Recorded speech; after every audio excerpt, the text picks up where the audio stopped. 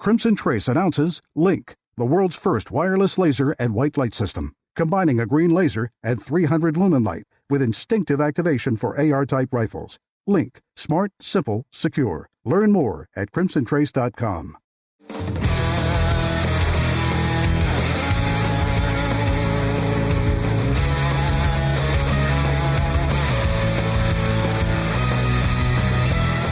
Today on Tom Gresham's Gun Talk, Tom's talking about California court cases, training and traffic stops, new guns and ammo, your range reports, and much more. Call in now. 1-TOM-TALK-GUN. Now, here's Tom. All righty, let's talk about guns. Yeah, I'm Tom Gresham. It is Gun Talk. If you'd like to join us here, it's really simple. Just dial 866-825-5486. God, that's a lot of numbers. I can't even remember all that. Easier if you just dial Tom Talk Gun. That's easy. Tom Talk Gun gets you in here. We'll talk about just about anything that has to do with guns, as long as we talk about using them responsibly and safely. We're the good guys and gals, you know, of course.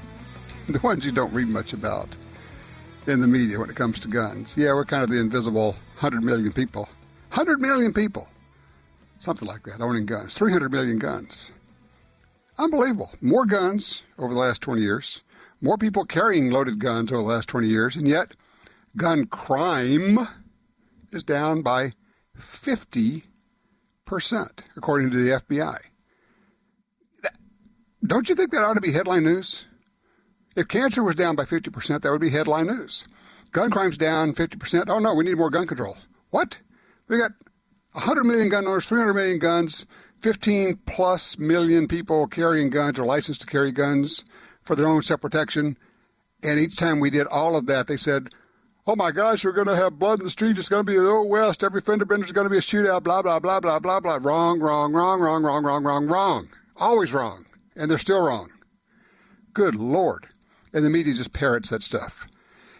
It is sometimes entertaining, but often just frustrating because you're thinking, really? It's like the current rash of editorials I'm seeing right now about Dana Lash's video from the NRA where she says, the tagline is, the call to action on her video, just so you know, is she says, we have to get the truth out. And so papers like the St. Louis Post-Dispatch says, oh my God, the call to violence. What? Her tagline is, we have to get the truth out. And somehow they equate that to violence. It is beyond bizarre, and it's this upside down, never land weird world that we live in. And boy, when it comes to people who live in that world, our first guest today certainly knows all about that. Chuck Michel with Michel and Associates is or Michael Associates. He's from California, where it is an upside down world when it comes to guns out there. Hey, Chuck, how are you? Good, Tom. Thanks for having me. Absolutely. I'm looking at this article that you just pinned. Sorry, Gavin, your civilian disarmament agenda does not trump the Second Amendment, talking about Gavin Newsom out in California. You just had I would offer, a brave judge stop a ban out there, something unusual. Tell people what happened. We did. You know, last year, between the California legislature and Gavin Newsom pushing Prop 63, we got a whole slew of bad gun bills and gun bans passed, one of which was a ban on the possession of magazines that could hold over 10 rounds. So that was going to turn hundreds of thousands, probably over 1 million gun owners out here into criminals overnight. Mm-hmm. On July 1st, it was going to be illegal to continue to have those magazines in your possession. So the NRA and the California Rifle and Pistol Association teamed up to file a lawsuit challenging that, along with several other lawsuits to challenge that collection of laws that passed last year, which has sort of come to be known collectively as Gunmageddon. But one of those lawsuits, anyway, we sought an injunction against the ban on the possession of magazines that can hold over 10 rounds that would have gone into effect on July 1st.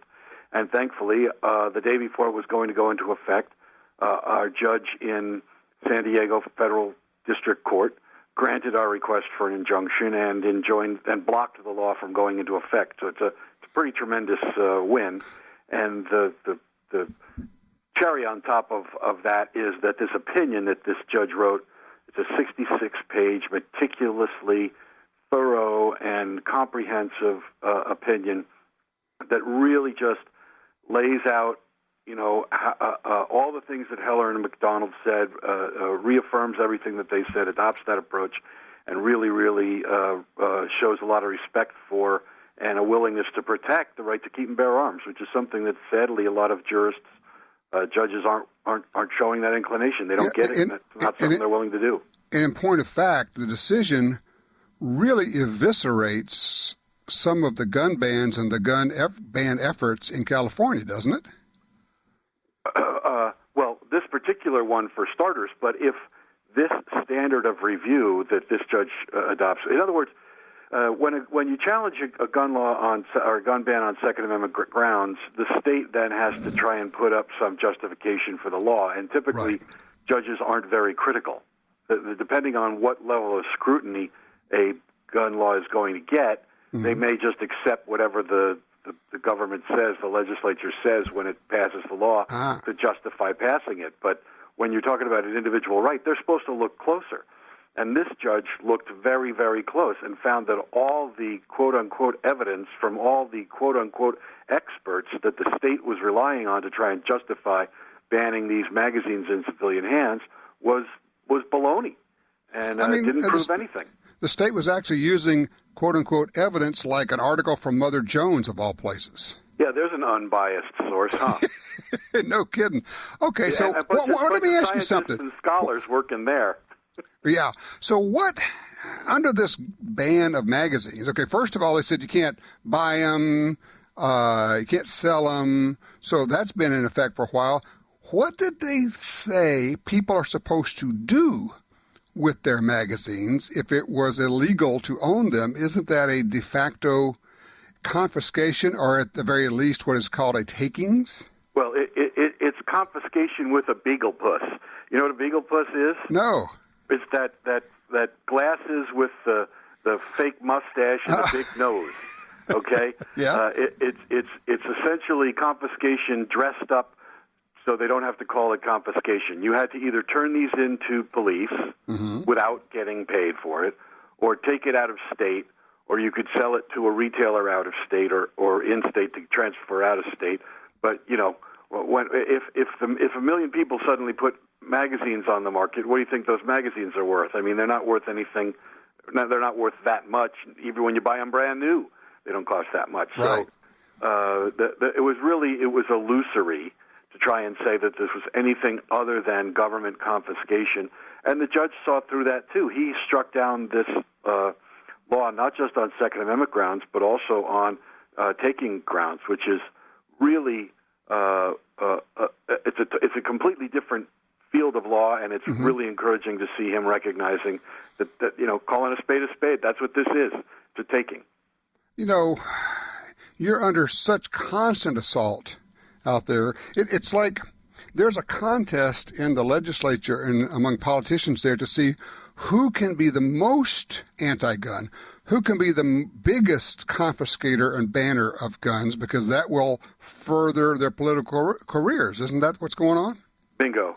California is the moldy petri dish of ill-conceived gun control laws pushed by politicians who are trying. They recognize that if they can set up the NRA as the boogeyman, they'll get their name in the paper and build the name recognition, which, unfortunately, because the electorate out here is by and large so ignorant of the issues and the players on the political field, if a politician gets his name in the paper, often that name recognition can make the difference in an election. That's enough. Even more so than taking a stand on an issue one way or another.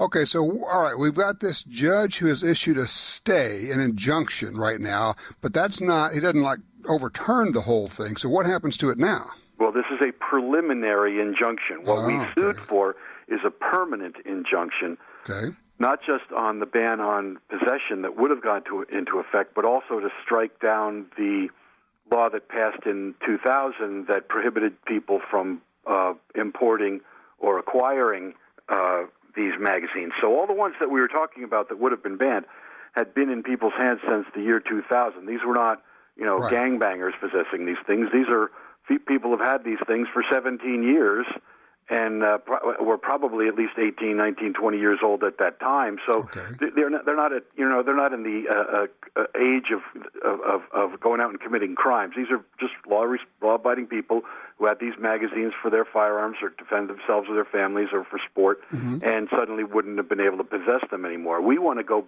back and challenge, get a permanent injunction to allow people to continue to possess them, those people, but also to open it up again so that people who want to choose to use these magazines to defend themselves and their families, or for hunting or for target shooting, whatever, have the right to do that. This is part of your right to keep and bear arms, is that you can get access to these commonly possessed, commonly chosen accessories that go along with your firearm to use for lawful purposes. So what happens now? Does it go back to the Ninth Circuit or what? Well, that's a good question. We'll have to see. The Attorney General did not do an emergency appeal. They could have done an emergency appeal and asked the Ninth Circuit to hear it, and then conceivably beyond that, the Supreme Court. And that could have been done in a matter of weeks.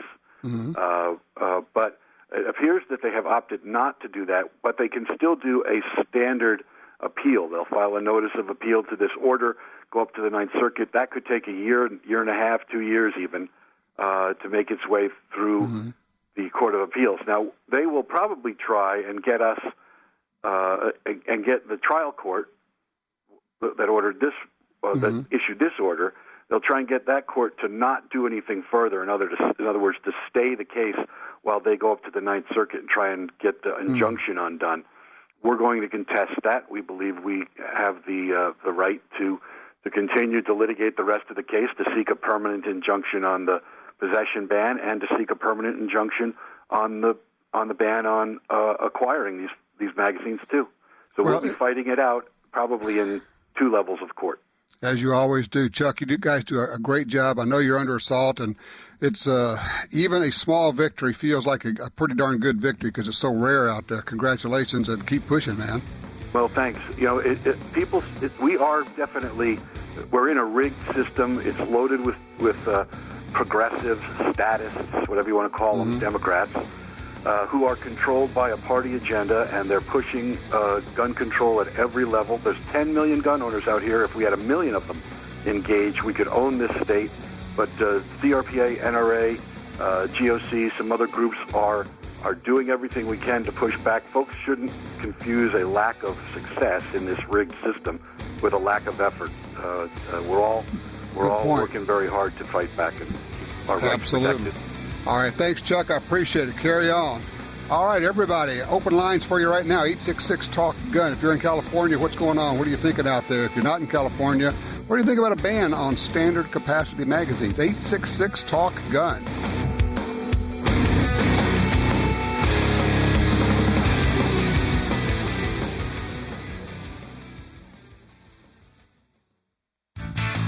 Alien Gear Holsters, the most comfortable concealable holsters on the planet, is proud to craft the award-winning Cloak Tuck 3.0.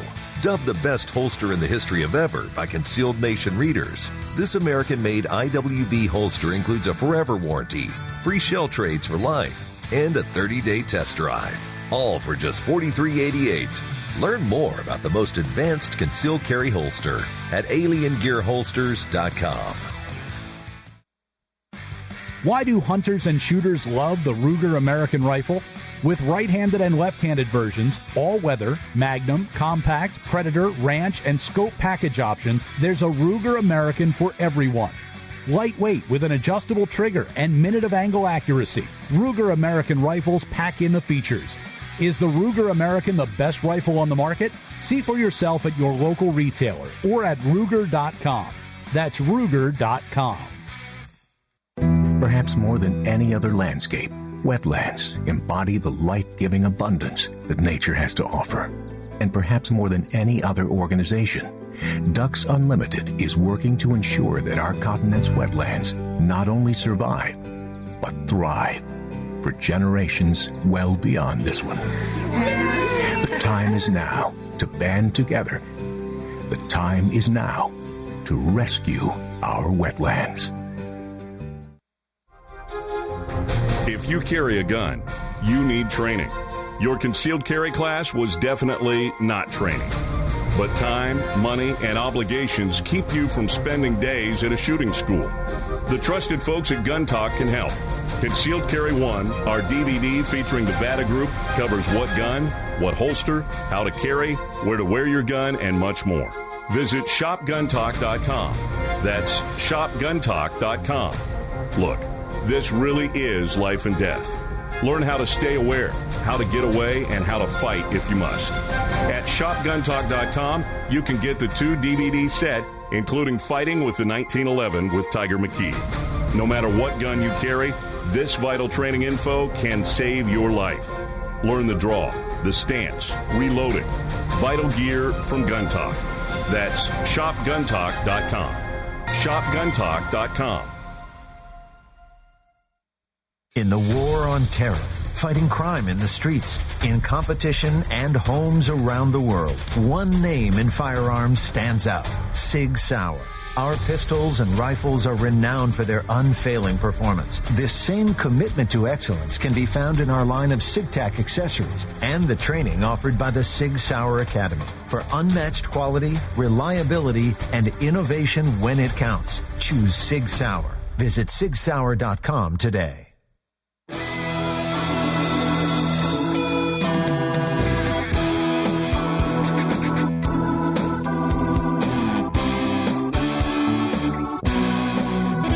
By the way, we have a new contest going, or actually not a contest, it's a giveaway. If you go to guntalk.com/win, that's guntalk.com/WIN, you can enter for a chance to win an Alien Gear Shapeshift holster. Very cool stuff. Shapeshift, and I'm reading this, Shapeshift modular holster system from Alien Gear Holsters allows you to seamlessly switch between holster configurations. That's pretty cool. Letting you go from the concealed carry holster platform of your choice. You can switch to different methods. You can do it all without tools. It's called the Shapeshifter Starter Kit. You can enter for a chance to win one of those. Go to guntalk.com/win. All right. You know how last week I was talking about my friends that I took out shooting in Idaho, and we were trying to figure out a way for the lady, this married couple, the wife, Andrea, to carry her pistol while she's wearing a backpack. And I got a lot of good information. People sent me links to various chest rigs and such. Well, here's the follow-up. Last week, Mike and Andrea go hiking. They love to hike. And look, both of them have been in the woods a long, long time.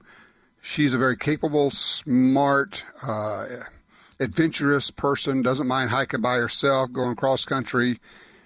Seen a lot of wildlife, been a lot of places, but they're up at this mountain, actually the mountain behind our cabin in Idaho, and they see a bear, and then they see another bear, and all of a sudden they realize they're in the middle of 5 bears. 2 mamas, 2 sows, and 3 babies. Yeah, the hair standing up on the back of my neck, too. This is not a good situation. So they kind of hunker. Going to let them move out. They're not right next to them, but the trail they're on leads them through, and that's kind of where they're headed.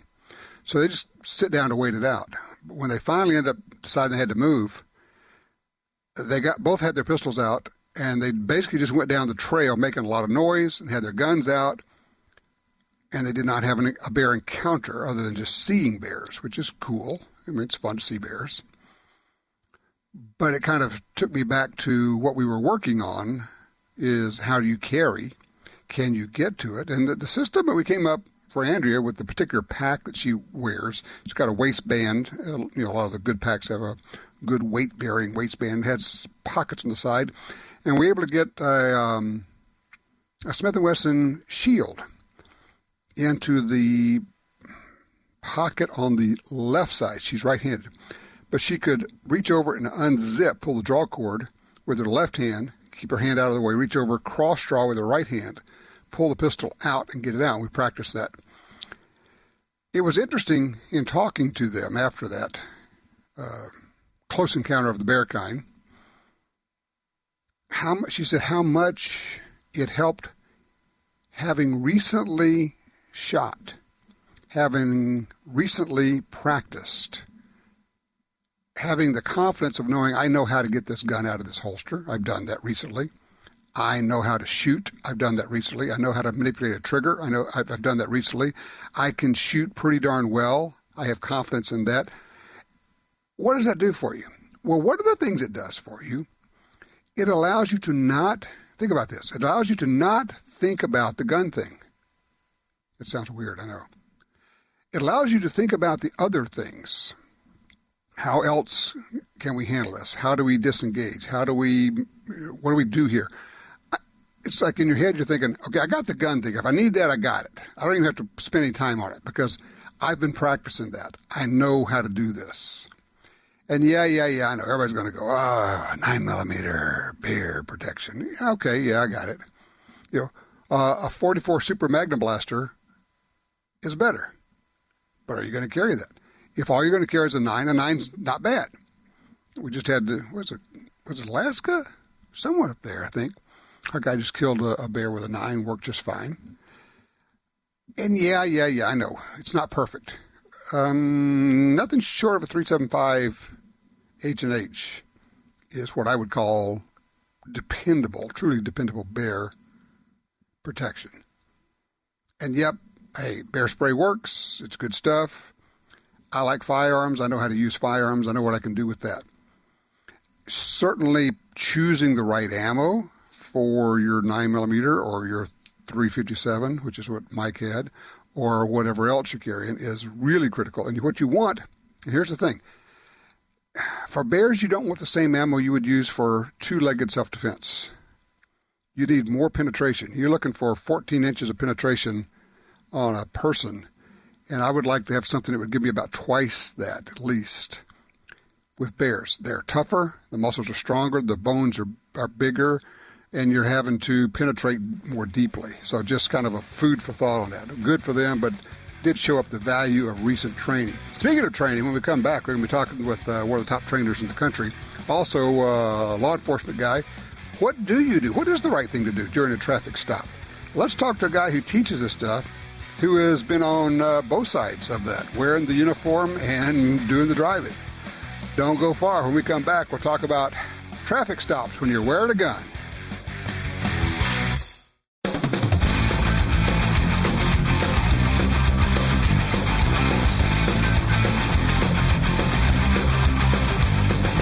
Sign up for our Gun Talk newsletter and join the Truth Squad at www.guntalk.com. Now, back to Gun Talk with Washington Times opinion page regular contributor Tom Gresham. Oh, man, we started up last week. We were talking a good bit about traffic stops while you're carrying a gun. What do you do? And what's the situation? Of course, we had the Castile case where the officer shot a guy, killed him, after they informed him that he was carrying, and the officer saying, well, don't go your gun. He said, I'm not going for my gun. And like 3 or 4 or 5 seconds later, he got 7 rounds fired, and this guy is dead. It is a situation, it's a thing that those of us who carry routinely are concerned with. And at the same time, if you're a police officer, you're concerned because you want to go home at the end of the day. Oh, by the way, did you see that goofy story this week? Some columnist for a paper wrote a column all about a traffic stop and how the police were arrogant and they threatened him and they had their hands on their guns. He felt like he was going to get killed. It's just a wonder he got out of there alive. Then the sheriff released the video, the dash cam video, and these are the most boring dash cam video you ever saw. These are the 2 most professional police officers you ever saw. Even after they stopped him, he drove away after he stopped. They stopped him again, and they were still professional. Nobody pulled a gun. Nobody did anything to this guy. But he goes and writes this horrific story about how awful the police were, and now he can understand why minorities are afraid for their lives, and on and on and on. You're going, it was all just a lie. He's just a total dirtbag. Unbelievable. Our next guest may have run into things like that now and then. Chris Serino, of course, is our good friend. He works with us on our various TV shows, Guns and Gear, Gun Venture, First Person Defender, everything we do. Chris, how are you? I'm well. Glad to talk to you. Glad to have you here. In your many years in law enforcement, you've done traffic stops. What's that like from the policeman's point of view? Well, you're always watching hands, and I would say for the majority of the times, people, they do exactly what you tell them to do. And if, I've been looking at the case. I know you wanted to talk about it. I hadn't paid a bunch of attention to it. It always sounds ugly when they describe the case. Right. But, and I went to Police One, and I looked at all the comments from the other cops and things to see what they were saying about it. And I got to tell you, telling a cop I have a gun, oh, jeez, dogs. Telling a cop I have a gun is not the first thing that should come out of your freaking mouth. My God. Everybody always says, I tell them I have a gun. And I got to move. The all right, you move for the critters. It's a good point because I've made the point before. The way I like to say is, look, officer, I have a permit to carry a gun. Not I have a gun, but I have a permit. That's just assuming that I'm required to do that. Depends on the state. But, say I have a permit to carry a gun. Today I am carrying a firearm. It's located blah, blah, blah, blah, blah. How do you want to proceed? Yeah, what do you think? The first thing you say is, I'm sorry for getting you out of your car today. I apologize. And just so you know, I'm a concealed carry holder. Or, just so you know, I am a police officer. And then that spurs a conversation, and probably you go right into, and I do have a firearm in my vehicle. At which point I say, okay, that's fine. Where is it at? Because the first thing I want to do is I want to know where it's at. Because when I ask you the next thing, which is, can I see your ID or your concealed carry permit or your driver's license, I want to know where you're reaching. Ah, sure. Makes sense. And then I say, okay, go ahead and get that out for me. And I watch hands, and I may put my hand on my firearm because I may want to be quick to react should something bad come out of there. And then I watch what comes out in the hands. The hands are what kill. I don't need to look at your face. I don't need to look at anything else. I kind of scan if there's more than one person in the car. I'm looking at the entire situation, but I'm watching the hands. I'm not hard focused. I'm watching. All right, let me ask you a question, because people have asked me this. They said, okay, what if I'm the passenger and I'm carrying? It's a traffic stop. As the passenger, should I somehow notify the officer that I'm carrying? I don't know what all the laws are in all the states, and I don't teach concealed carry in Ohio, right? So I don't really keep up on it, Tom, and I really could care less if the passenger has a gun, as long as I don't see it or one's presented. Every once in a while, I will stop a car where I see a gun, and of course, my gun usually comes out. It's kind of weird how things happen. But you got to remember, this Philando Castile case happened at night, too. And in the night, in the dark, everything's mysterious. Lighting's not good. Apparently, there was a smell of marijuana, so we're already dealing with people who are, somewhat criminal intent. Most people don't smoke marijuana in their car. Darkness always changes everything. Well, it sounds like what you're saying is, and of course I'm looking at this from the perspective of the citizen who's driving, who's carrying. In a traffic stop, keep your hands visible, be pleasant, do what the police officer tells you to do. And I would say also, make sure that you are both in agreement before you start reaching for anything, okay? And where's your, like I said, where's your ID? Okay, my ID is in my wallet. Don't just reach for it. Just say, is it okay if I get my wallet out now? Get a buy-in, all right, on it. Yeah, exactly. I stop people right where they're at. From everything I looked at this case, and listen, I don't have any more inside scoop than you do. All I can do is research what I find. Sure. Okay? And when I look at it, this guy at some point says, I need to tell you I have a gun. Which is cool. That's fine. Maybe, the conversation started. Nothing's on camera until after the shooting, so no one's going to remember exactly what happened. There's always three sides to every story. His, hers, and the truth, which is somewhere in the middle. And so this all happens. At some point he tells him he's got a gun. and then his hand ends up in his pocket. Of course, he asked for his ID, but did the cop say, listen, before you reach for your ID, tell me where it's at. Tell me where the gun is at. None of that stuff is available when you look at this case. So that bothers me. I understand. Tell you what, Chris, hold on a second here. I'm going to take a quick break. When I come back, I want to talk about what you've been up to and also some training tips for folks out there. So we're talking with Chris Serino, of course, of Top Shot, but also of Guns and Gear, Gun Venture, First Person Offender, a lot of things that we do. If you'd like to talk, if you've got a question about this, if you want to weigh in on it, by all means, 866-TALK-GUN, just dial Tom Talk Gun.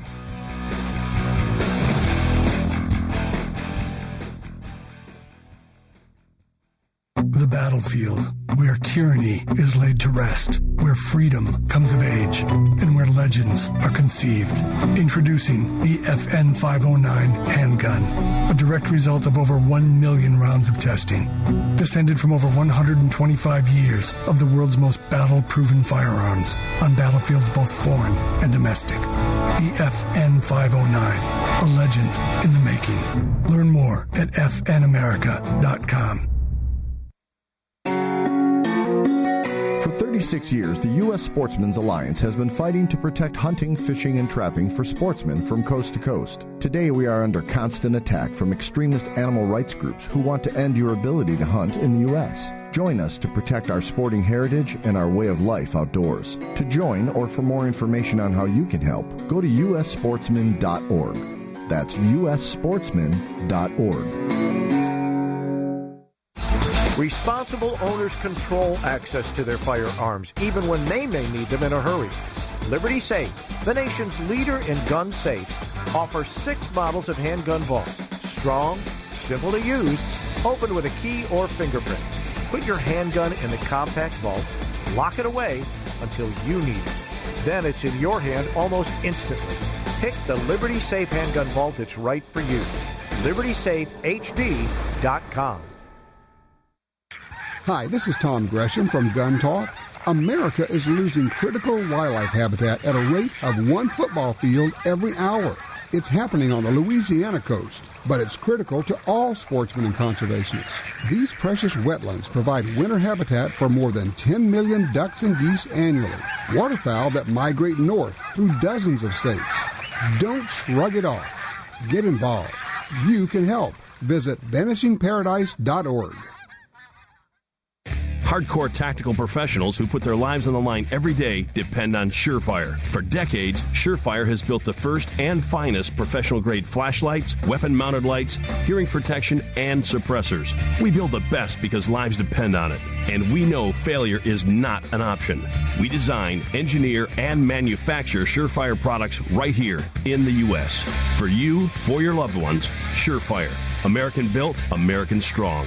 Surefire.com.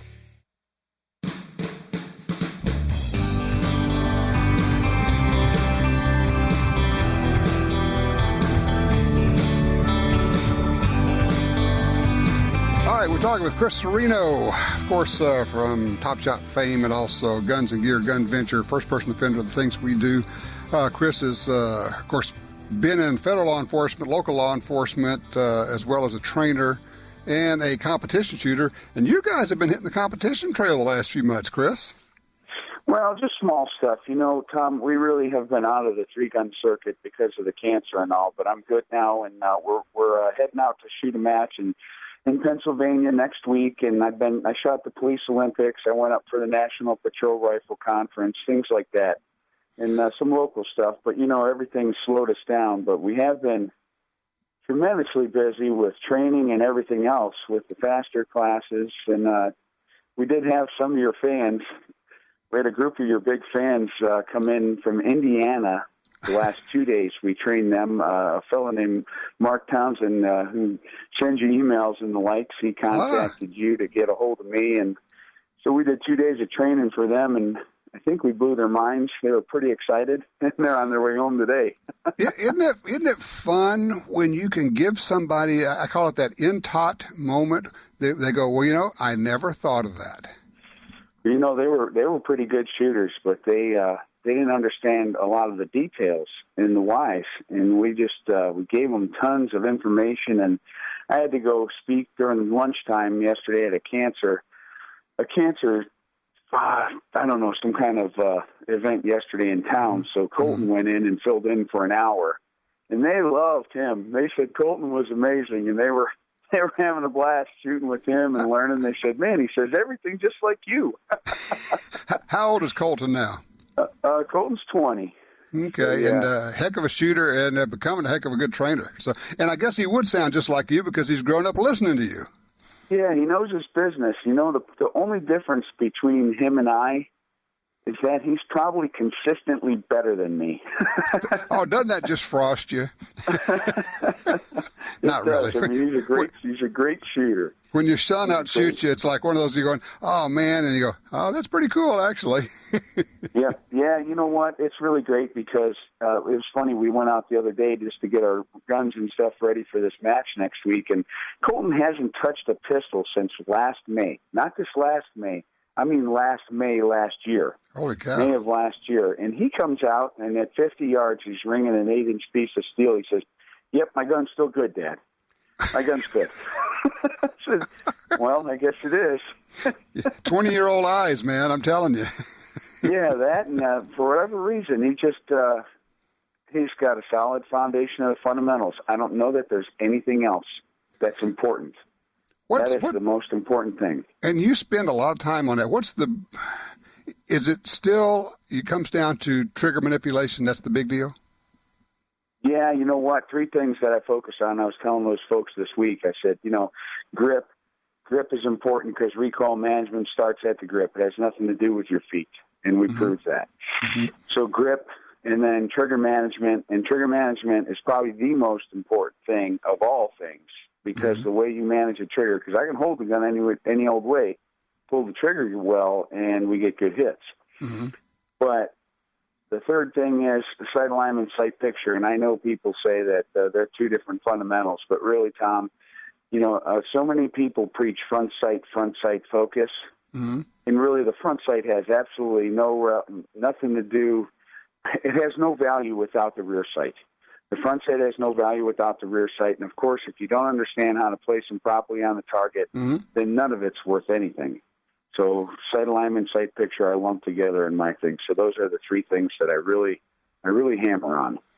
So it's interesting. You do a kind of a combination of accuracy shooting and speed shooting, but you come to it from that law enforcement background, so you can put all of that together. And you've had not only have you had extensive training, you've been a trainer at a very high level on the federal level.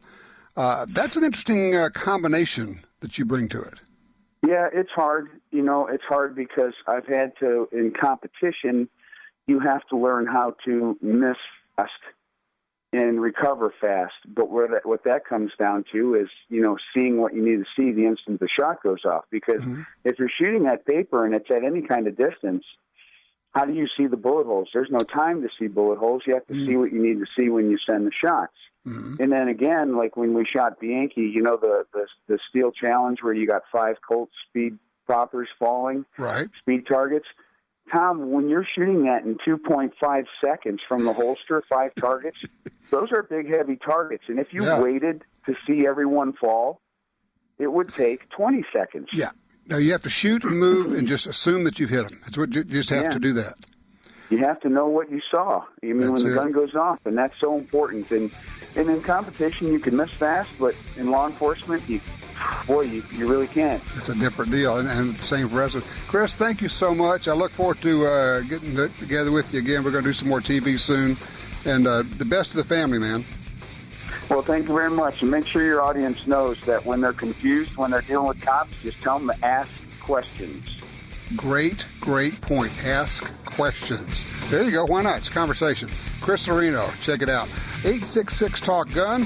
What are your range reports? What you been shooting? That's our number here. Just give me a call. Tom Talk Gun.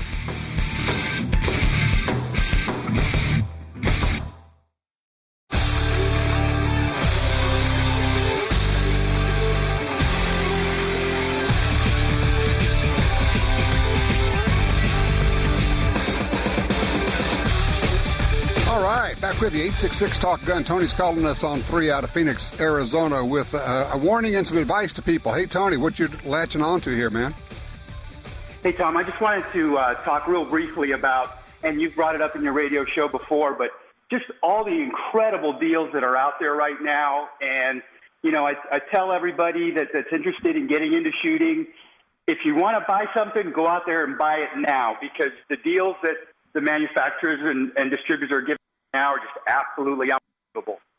They really are. It's quite unbelievable what's going on. Of course, they are seeing a slowdown in some of their sales from the manufacturer side. Now, from the dealer side, it's actually, the sales are pretty darn good right now. But the manufacturers need to move some product out, so they're offering some great deals. One of the questions, and Tony, I appreciate that. Thank you for that heads up on that. One of the questions I get from people is, yeah, but how do I find the deals? That's just the whole thing. Is how do I even know about these special deals? Buy this gun, send in a mail-in rebate for magazines, that kind of thing. Well, hello. GunDealio, come on, put it on your phone. It's free. GunDealio. It works on Androids, works for iPhones. When you put GunDealio on your phone, and Truth in Advertising, hey, this is our app. You would trust us, right? It's on your phone. You can look up all these deals. It will also give you alerts when you go into gun stores about certain things, but you can actually look up what the deals are. And we have 2 people doing nothing but all day long finding deals and putting them on GunDealio. Think about that. 2 people doing nothing all day long but just finding the deals and sticking them on there. So it's being updated continuously. So if you say, I wonder what kind of deals. Holy cow, look at that. You go scrolling through and you go, ammo, optics, guns, rifles, shotguns, pistols, doesn't matter. It's all on GunDealio. So you can go to the App Store, or is it Google Play, whatever the Android thing is, however you get your apps for Android, and just GunDealio, GunDealio. And it is, oh yeah, by the way, free. Pretty cool stuff. Let's see here. Now, I tell you what, we're going to hold George over because, George, I don't have quite enough time to get you in right now, so don't go anywhere. I'm going to get to you. Look at this story out of Salt Lake City. Interesting. Quiznos, one of those sandwich shops. 2 men and a woman enter a Quiznos just as the store was closing. They came in, locked the door behind them, produced 2 guns, tried to enter the back room. It's one of those takeover kind of robberies. And they're trying to get into this back room. This woman employee is back there. She's barricading the door. She's pushing against the door, trying to keep them from getting there. Finally, she pulls out her handgun, and she fires several shots, striking, oh, yeah, one of the intruders was a woman, struck her. And she fell down. And, of course, thieves being very honorable, the guys who were robbing the place took the money and ran, left her there. One of those deals, 6 o'clock. Just a closing time. Do you work in retail? Do you close up shops? Do you carry a gun? If your employer tells you can't carry a gun and you are closing up shop, to hell with them. Do what you need to do. If it means you lose a job, you lose a job. Do what you need to do. It's your life. Your kids count on you. Your family counts on you. Don't let your employer force you into an immoral decision, because it's immoral to tell somebody, oh, I'm sorry, you're not allowed to defend yourself because we have a policy. Yeah, well, you know what you can do with your policy? I'm going to come home late tonight. And if I'm at a store and I'm closing up the restaurant at night and I'm doing that kind of deal, I'm carrying. I'm just sorry. If you're in a job where you simply can't, I get it, I understand it. It's a hard decision. You might want to think about it. You might want to put in some long-term plans. What do you do when you are in a job where you can't carry? I don't know. Tell you what. When we come back, let's talk about a new gun. Brand new hot stuff out there. You're going to want to hear about this.